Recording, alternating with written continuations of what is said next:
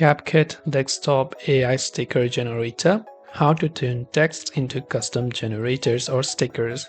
Now, if you want to use the AI sticker feature on CapCut, once you have CapCut and you are within a certain project, to create a custom sticker, on the top left of the panel, you can go to the option called Stickers from the top.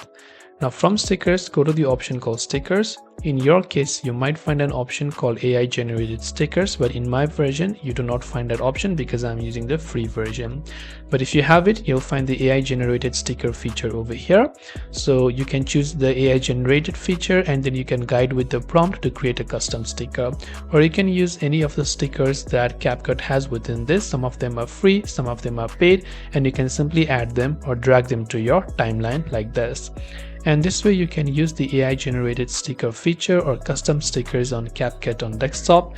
I hope the video helped you out. If you have any questions, feel free to leave them down below. As always, thank you for watching and see you soon in our next video.